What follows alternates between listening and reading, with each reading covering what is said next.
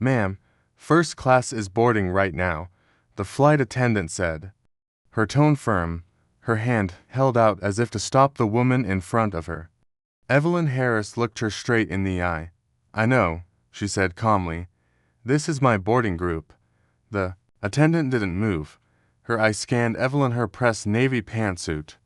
Her natural gray hair pulled into a tight bun, her carry-on luggage tucked neatly at her side, and yet, something about her, perhaps her skin, perhaps the ease in her posture, seemed to trigger suspicion. I'm sorry. This line is for our first-class passengers only, the attendant repeated, slower this time. As if Evelyn hadn't understood the first. I am a first-class passenger, Evelyn said again, her voice now cool and precise. She reached into her bag and pulled out her ticket, presenting it like a legal exhibit in court. The attendant barely glanced at it before stepping aside, muttering something under her breath that Evelyn didn't quite catch, but the sting was already there. As she stepped into the cabin, the energy changed. People glanced up from their phones, their neck pillows, their morning newspapers. Some stared too long. Others looked away too quickly. She'd experienced this before, not often, but enough to recognize the weight of it, the sense that her presence in that space, plush seats, linen service, champagne and crystal glasses required explanation, as if she were lost, or had taken a wrong turn, or worse, had stolen something. She approached her seat, and placed her coat in the overhead bin with care. Before she could sit, another attendant arrived, this one younger, her expression pleasant but distant. Excuse me, ma'am, she said. Are you sure you're in the right seat? Evelyn didn't flinch. I am first class. She held up her boarding pass again. The attendant examined it, then forced a smile. I see. It's just, we usually have a frequent flyer who takes this seat on this route. Evelyn raised an eyebrow. And it's just that Mrs. Sinclair usually sits here, the woman said. Glancing down the aisle, Evelyn turned to see a white woman in her early 70s, impeccably dressed, lips tight, eyes narrowed. She was standing 2 rows away, arms crossed, looking at Evelyn as if she were a stain that had somehow made its way onto fine linen. I always sit there, the woman said to no one in particular, but loudly enough for everyone nearby to hear. It's practically mine. Evelyn sat down, adjusted her blazer, and crossed her legs.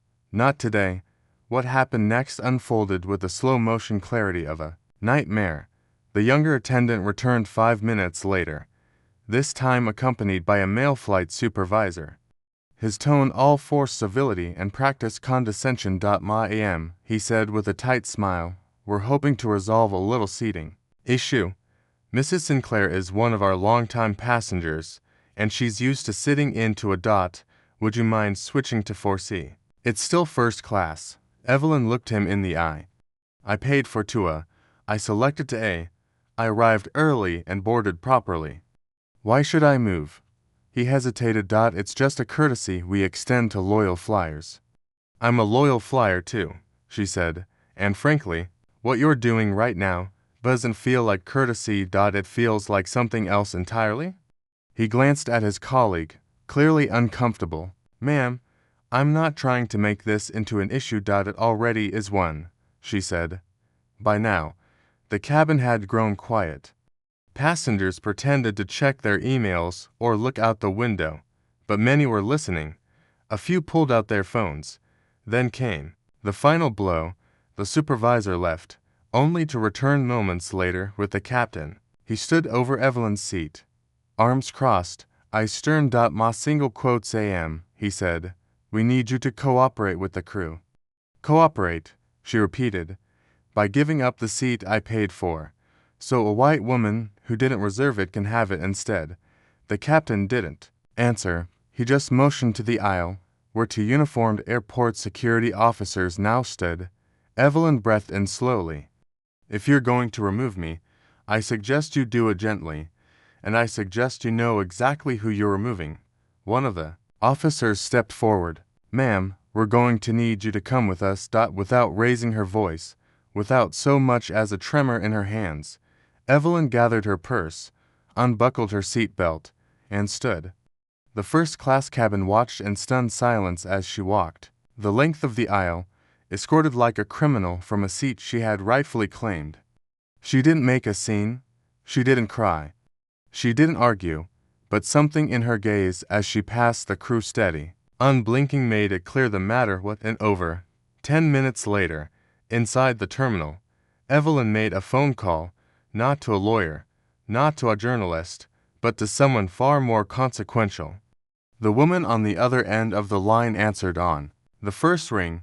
"Activate the file," Evelyn said calmly. "We're moving forward." "What happened?" the voice asked. "They picked the wrong woman." Evelyn replied. "Now let's show them why that matters." The hallway just beyond the gate was quiet, but Evelyn Harris didn't pause to catch her breath. She walked with the calm certainty of someone who had spent her life confronting discomfort with discipline. Her heels clicked against the polished floor as she made her way toward the nearest lounge, every step measured, deliberate. She passed a cluster of travelers who had witnessed the incident and now murmured quietly among themselves.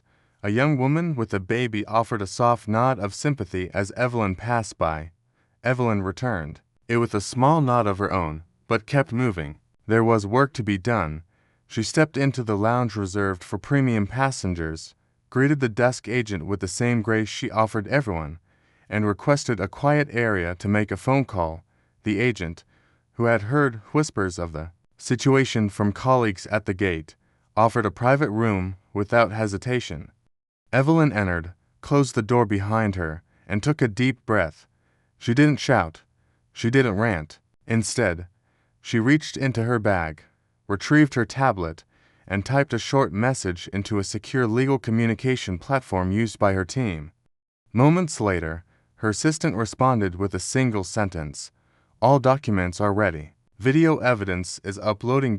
While Evelyn waited, she opened a folder in her bag, a well-organized leather case labeled with tabs: flight itinerary, correspondence, airline contract. The last one was the most important. For the past 9 months, Evelyn had served as the lead compliance auditor for a federal oversight committee tasked with evaluating discriminatory practices in commercial aviation. What the airline crew had failed to realize in their rush to appease a familiar face and preserve a fragile routine was that they had just violated federal non-discrimination guidelines in front of multiple witnesses and cameras, and had done so to the one woman uniquely positioned to hold them accountable.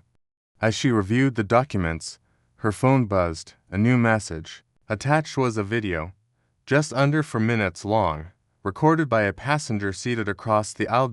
Evelyn watched it once in full, then again, noting every word exchanged, every shift in tone. The recording captured the moment the flight attendant challenged her seat assignment, the interaction with the supervisor, and the arrival of security. The audio was clear, unmistakable. Most damning of all was the offhand comment from the white passenger as Evelyn was escorted away: "Well, at least now things can get back to normal." Another buzz, another video, this time from a teenager seated several rows behind. His father had filmed from the moment Evelyn stood her ground until the moment the captain signaled security. To angles, multiple witnesses, no raised voice, no disruption, only quiet refusal, met with escalating pressure. Evelyn saved the videos, filed them under evidence, and began drafting a memorandum, not to the airline's customer service department, but directly to the chair of the committee she reported to. As she typed, the door to the private room opened gently. A woman in her 30s, one of the airline's public relations managers, stepped in with an apologetic smile. "Miss Harris," she asked, cautiously, "I heard there may have been some confusion on the flight. I want to personally apologize for any inconvenience." Evelyn looked up from her screen, folding her hands. "There was no confusion," she said. "Your staff knowingly removed a paying passenger from her assigned seat without cause, under pressure from another passenger who simply preferred it. That is not confusion, that is misconduct." The woman's smile faltered. "I understand. and I truly am sorry. We'd like to offer you a voucher." Evelyn raised one hand, and the woman stopped mid-sentence. "This is no longer a matter for vouchers. Please inform your legal department that they'll be hearing from my office before close of business today. I suggest they make themselves available." The PR representative stood frozen, unsure whether to apologize again or retreat. Evelyn returned to her work without dismissing her directly. The woman got the message and quietly stepped out. Outside the lounge. The story had already begun to spread. A clip had made its way onto a regional news blog. The headline was simple: "Retired judge removed from flight over seat dispute." Within hours, the clip had been shared thousands of times, with comments pouring in from viewers who recognized Evelyn's face from past court coverage or her years of advocacy work. Some recalled her rulings from landmark civil rights cases. Others remembered her voice from congressional hearings on transportation reform. In one frame of the video, Evelyn could be seen standing beside seat A, calmly holding her boarding pass, while the flight attendant gestured toward the rear of the cabin. In another, the security officers flanked her as she walked down the aisle. The contrast between her composed posture and the tension etched into the faces of the crew painted a clear picture, one the airline couldn't easily explain away. By the end of the afternoon, Evelyn had filed her initial report, submitted the evidence to the Oversight Board, and received a response confirming that a formal investigation would begin immediately. She wasn't interested in public revenge. She wasn't seeking headlines or apologies. What mattered was accountability, measurable, enforceable, and lasting. She closed her tablet, folded her coat neatly across her arm, and left the lounge without looking back. She had already made her decision. This wasn't about a seat. It was about a culture, and that culture, as far as she was concerned, was about to change. Long before Evelyn Harris ever boarded a first-class cabin, she learned how the world measured worth. Born in Montgomery, Alabama, in the spring of 1955, she was raised by a schoolteacher mother and a father who worked nights as a janitor at the local courthouse. Her childhood was framed by the quiet strength of two people who understood dignity not as something granted, but something carried, especially when no one else offered it. As a girl, she watched her mother stitch lesson plans by lamplight, and her father come home bone-tired but clean-shaven, his work boots placed carefully by the door. Her parents never complained. They simply taught her, through action more than words, that fairness was a fight worth having even if you never lived to see it. At 9, she walked her first picket line. At 10, she was spat on outside a grocery store for daring to drink from the wrong fountain. But it was at 14, watching her older brother wrongfully sentenced for a petty theft he didn't commit, that Evelyn made a quiet vow. She would become a lawyer. She would learn the language they used to take away power and use it to give that power back. She put herself through college with scholarships, night shifts, and long commutes. Law school was no easier, but she graduated near the top of her class and earned a clerkship with a federal judge who would become both mentor and ally. Within a decade, she had argued cases before circuit courts across the South, most involving employment discrimination, unlawful arrest, or housing injustice. Her record spoke for itself. So did her silence in the face of the countless slights she endured, being mistaken for the court reporter, being asked whose assistant she was, being called young lady long after she'd earned the title, Your Honor. But Evelyn never let those moments harden her. She took the long view. She believed in systems, and more than that, in people's ability to rise when held accountable. Her whole career had been built not on punishing others, but on insisting that rules be applied equally, no matter who sat in the room, which is why on that flight, she hadn't shouted or threatened. She didn't need to. The truth, when you stand firmly in it, speaks for itself. The call came not from a secretary, but from the airline's legal department, directly. By late afternoon, word of the incident had moved well beyond the walls of the airport. A video showing Evelyn Harris being escorted off the plane had crossed 1 million views on social media.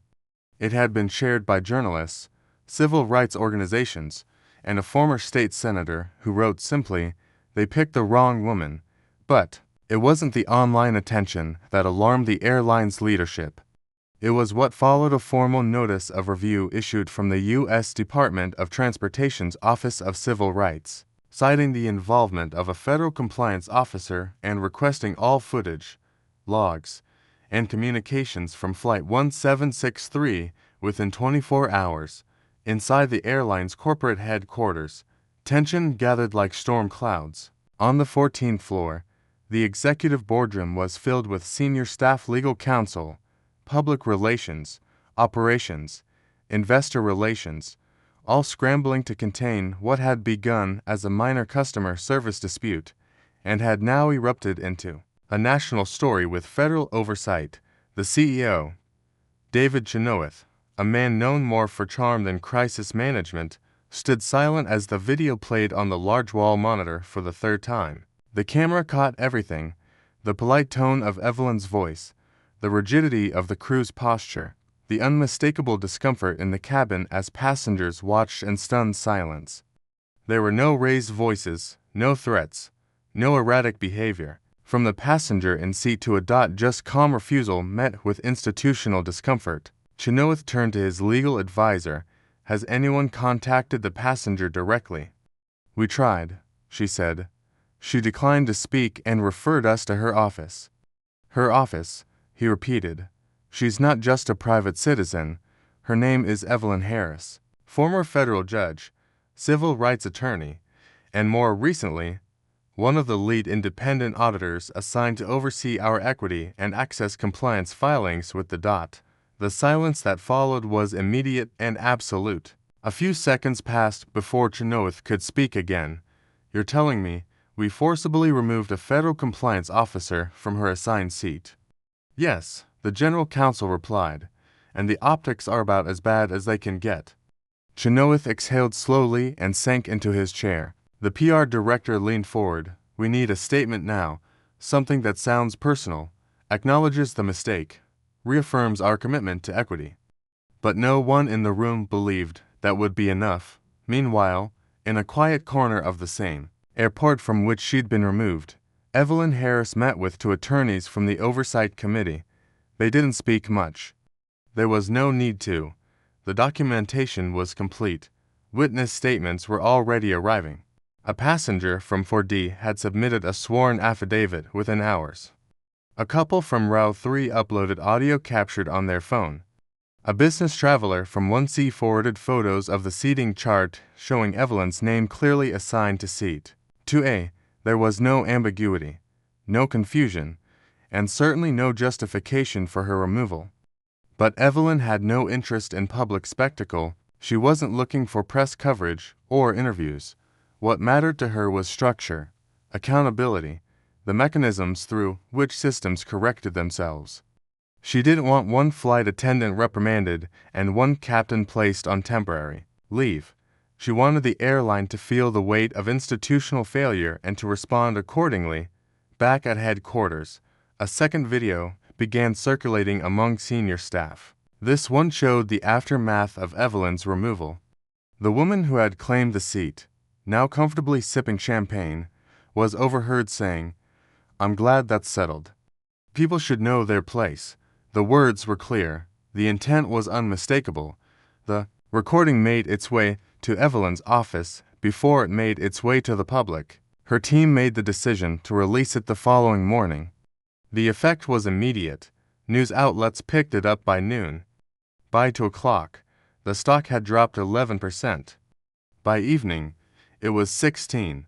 Institutional investors began issuing quiet warnings. A coalition of nonprofit advocacy groups announced a public boycott that same afternoon. Chenoweth's office line rang. It wasn't the media. It wasn't a politician. It was Evelyn Harris herself. "I'm calling to request an emergency meeting with your board," she said calmly. "Yes, of course," Chenoweth stammered. "When?" "Tonight. Your offices, my counsel and team will be present. So will several members of the Transportation Oversight Committee." "I Suggest your general counsel and your head of ethics are in the room. That evening, just after 7 p.m., the boardroom was once again filled. This time, Evelyn walked in first. She wasn't angry. She wasn't theatrical. She was, as always, composed, but the room shifted the moment she entered. Some of the board members stood. Others looked away. Evelyn placed a small folder on the table. "This is not a negotiation," she said, her voice clear, but not cold. "This is notice of review. You will comply with the recommendations that follow, or your operating privileges will be challenged at the federal level." Chenoweth opened the folder. Inside was a detailed action plan, mandatory training across all levels of staff. A formal apology, not just to Evelyn, but to every passenger removed under similar conditions in the past 5 years, a permanent oversight, liaison within the airline's corporate structure. Independent of the executive team, there will also be a temporary grounding of first-class operations until retraining is complete. Evelyn continued. The crew spoke up, alarmed. "That's hundreds of flights, tens of thousands of passengers, millions in lost revenue." Evelyn nodded. "You valued preference over principle. Now you'll feel the cost." Part of her felt the resistance in the room, men and women accustomed to offering apologies and carrying on, but another part sensed something else. The faint shift that occurs when people realize they've run out of shortcuts. Chenoweth closed the folder. "I agree to the terms." Evelyn nodded once. "Then we'll proceed." She stood, shook hands only with those who offered theirs first, and left the room with the same quiet authority she had brought in. The door closed behind her, and with it, a chapter ended not in anger, but in reckoning. The news of the internal overhaul reached the crew involved in the incident within 24 hours. It didn't come as a rumor or a whispered warning. It arrived formally through corporate channels, accompanied by a direct summons. Flight attendant supervisor Mark Peterson received the email while preparing for a morning departure out of Dallas-Fort Worth. His screen flashed red with the subject line, "Immediate personnel review." He froze for a moment before clicking. At the same time, Captain Daniel Hayes was finishing a routine pre-flight inspection when a ground agent walked up and handed him a printed notice. It was sealed and initialed, with the time and place. No explanation, no preamble. And for the first time in his 29 years with the airline, Hayes felt something close to dread. They were escorted not to HR cubicles, but to a formal conference room at headquarters. The long mahogany table and sterile overhead lighting made the room feel more like a courtroom than a workspace. At the far end sat the company's vice president of ethics and compliance, flanked by two representatives from legal and from human resources.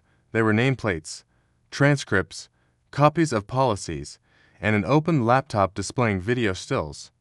Images paused on each of their faces during the confrontation with Evelyn. Harris. Mark sat stiffly, arms folded. Captain Hayes, usually composed and amiable, looked 10 years older than he had the day before. The third person seated with them, lead flight attendant Jenna Foster, kept her hands folded tightly in her lap, saying nothing. The VP of Compliance began without ceremony. "We are here to inform you that your conduct on Flight 1763 is under official review following the confirmed removal of a first-class passenger in violation of federal travel regulations and company policy. This review includes video and audio documentation, as well as multiple eyewitness accounts." Mark shifted in his seat. "We were following procedure. That seat is usually assigned to Mrs. Sinclair. She's one of our top-tier clients. I was trying to prevent a confrontation. You created one." The VP replied calmly, "Not by enforcing safety regulations, but by enabling bias. The passenger you removed held a confirmed ticket, valid ID, and met every condition for that seat. You prioritized personal preference over policy, and in doing so, you violated not only this airline's standards, but federal law." Captain Hayes cleared his throat. "I relied on my crew's judgment. I didn't see the initial incident. I was told there was a disruption, and you did not verify," the attorney replied. You acted on assumption, not fact. That's not acceptable for someone in your position. Jenna finally spoke. Her voice was soft, but steady. I knew it was wrong, she said. When I saw her boarding pass, I knew, but I didn't say anything. I didn't stop it, and I regret that more than anything.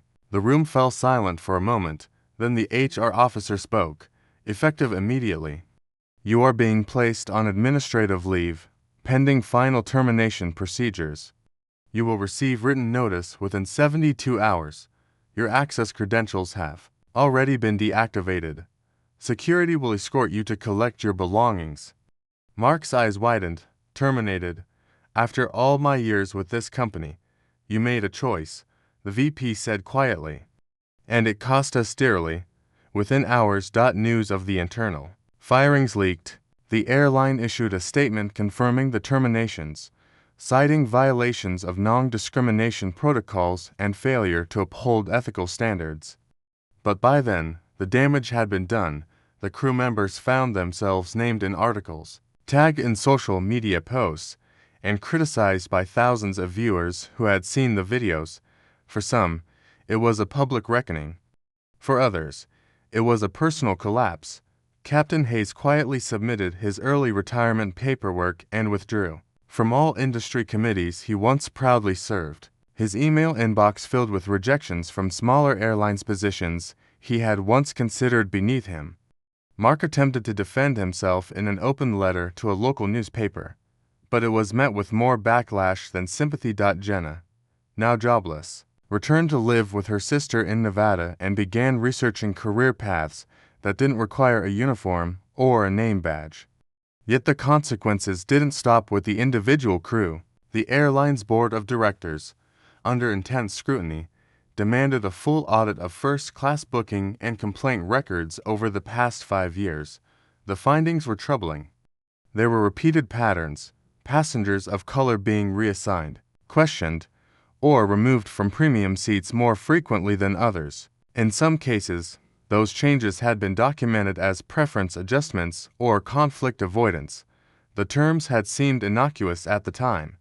Now they read like codes for quiet discrimination. The board mandated sweeping reforms. First, every staff member, from check-in agents to flight captains, would undergo mandatory civil rights and bias training, designed and led by an independent body. Second, the complaint resolution system would be rebuilt from the ground up with anonymous reporting mechanisms and third-party oversight. Third, a restitution program was introduced for passengers who had previously filed discrimination complaints, including travel credits, formal apologies, and, in some cases, direct compensation. More than 6,000 employees were scheduled to attend mandatory training sessions over the next 90 days. Evelyn Harris, though not involved in their design, was present for the launch of the program. She stood at the back of the auditorium, hands clasped lightly in front of her, and listened as the CEO addressed the staff. This isn't about protecting the company's image, he said. It's about restoring the company's soul. The message was clear: there would be no return to business as usual, not for the employees who had crossed lines, and not for the passengers whose faith had been broken. Still, there were moments of grace. In one training session, a young gate agent stood up and shared her own story of being told to watch her tone when advocating for a black family whose seats had been switched without explanation. She spoke with courage, and in the room, she wasn't alone. The firings were necessary. The reforms were overdue, but the deeper change, the cultural shift that Evelyn had hoped for, had only just begun. And while the airline's public statements would carry the official tone of apology, the true measure would be what happened next, when no one was filming, when no stories were trending, and when the quiet moments tested whether dignity would prevail over convenience. Change didn't come easily. It rarely does in systems that have operated for decades on quiet assumptions and unspoken rules. But under pressure, the airline began to shift, not in surface-level gestures or temporary policy changes, but in meaningful, structural ways that altered how it saw itself and how it treated others. A comprehensive retraining program was launched, not just for public relations or compliance, but because something deeper had been exposed, something that required more than apologies to repair. Every single employee, from top-level executives to overnight cleaning crews, was scheduled to participate in a new mandatory equity program, spanning 48 hours of instruction and scenario-based simulations. Sessions were held across multiple hubs, requiring the airline to briefly ground certain routes, including all first-class services for 72 hours. That decision alone cost the company millions in lost revenue and penalties, but it was not optional. It was the price of rebuilding public trust. The program itself was rigorous and often uncomfortable. Employees were shown footage not just of Evelyn Harris removal, but of other documented incidents involving subtle or overt bias over the years. They were asked to sit with those images, to identify the moment where protocol had been replaced by prejudice, and to reflect on what they would have done differently. The goal wasn't to shame, it was to reckon in one session. A baggage handler from Chicago stood up and admitted that he used to quietly assume certain passengers didn't belong in priority lines, based on how they dressed or what language they spoke. In another, a senior pilot said he realized he had never once questioned an assignment change that disproportionately affected women of color. Supervisors were taught not only how to recognize discriminatory behavior, but how to respond to it. Without defensiveness, managers were instructed to listen, truly listen, when employees raised concerns, even if the accusation wasn't easy to hear. Most importantly, crew members were empowered to speak up when something felt wrong, even if it meant challenging a superior. Evelyn's message had made one thing clear: silence was no longer neutral. It was complicity, but Evelyn understood that accountability, while essential, couldn't be the final goal. Justice without room for restoration led to fear, not growth. So, after weeks of reflection and quiet planning, she announced a new initiative through a nonprofit she had long supported, the Second Horizon program. Its mission was to create structured pathways for airline employees who had been terminated due to verify discriminatory conduct, but who showed genuine interest in learning and reforming. Applicants were required to undergo an intensive vetting process, including written reflections, interviews with ethics counselors, and attendance at a restorative justice forum. If accepted, they would complete a 6-month rehabilitation curriculum that covered civil rights, history, cultural competency, passenger rights, and crisis communication. It wasn't a shortcut back to employment, it was a proving ground to many. The announcement was surprising. After all, Evelyn had become the public face of the incident. Some assumed she would want nothing more than to watch the crew responsible disappear from the industry altogether. But Evelyn never believed in vengeance. She believed in transformation, and she believed that some lessons, once truly learned, could be turned into tools for positive change. When asked by a journalist why she would offer such grace, she replied simply, "Because I was given grace when I was young. I made mistakes. I was corrected. Someone invested in my growth." If we truly want justice, we have to make space for redemption. Among the first applicants was Jenna Foster, the lead flight attendant who had sat in silence during the incident. Her application included a handwritten letter and a video testimonial. In both, she admitted that she had prioritized protocol over people, image over instinct. "I knew in my gut it was wrong," she said, "but I was afraid of the consequences, afraid of stepping out of line, and that fear cost someone their dignity." She was accepted into the program. So was Daniel Carter, a gate agent from a different incident flagged in the audit, who admitted to assuming a black father traveling alone with 3 children must have booked in error because their seats were scattered.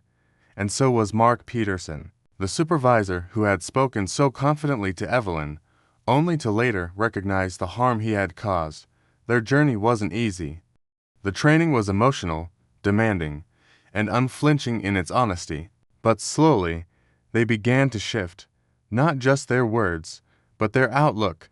They were encouraged to visit community centers, to attend listening sessions with passengers who had experienced bias, and to stand in spaces where they were not the center, but the listener. They learned humility the hard way, and they carried it forward. At the conclusion of the program, each graduate was given a certificate of completion and a letter of endorsement. It didn't erase what had happened. It didn't guarantee re-employment, but it gave them something rare, a second chance earned, not handed. For Evelyn. It wasn't just about healing the wound inflicted on her personally. It was about shifting the culture of an industry one seat, one voice, one action at a time. 6 months after Evelyn Harris was escorted off Flight 1763, the airline she once quietly boarded had become almost unrecognizable, not because of branding or slogans, but because of behavior. Gate agents who once rushed passengers through without eye contact now paused to greet travelers by name. Flight attendants who might have overlooked discomfort now paid attention. The change wasn't perfect, but it was visible. More importantly, it was felt. The internal culture audit revealed measurable improvements. Complaint rates regarding discriminatory treatment dropped by more than 40%. First-class seating conflicts involving passengers of color declined to near zero. Perhaps most telling, employee satisfaction surveys showed a significant increase in one area. I feel empowered to speak up when something feels wrong, but Evelyn never measured success in statistics alone. She measured it in conversations, in changed perspectives, and in the quiet ways people showed they had learned. On a visit to the airline's Atlanta hub, she walked past a young crew member training a new hire. The trainer gestured toward the first-class seating chart and said, "Everyone who boards belongs here. Doesn't matter who they are, that's the rule." It was a small sentence, but it meant everything. Evelyn returned to her quieter life, spending most of her time mentoring young attorneys and working with nonprofit boards. She refused nearly every media request and declined invitations to appear at conferences or award ceremonies. She had never wanted to become a symbol. She had only wanted to hold one seat that was rightfully hers and, through that act, protect the dignity of others who might never get the chance to defend themselves in her home office. She kept only one memento from the ordeal, a printed still from the video taken by a passenger during her removal. In it, she stood tall, purse over one shoulder, expression composed. Behind her, a dozen passengers watched, silent witnesses.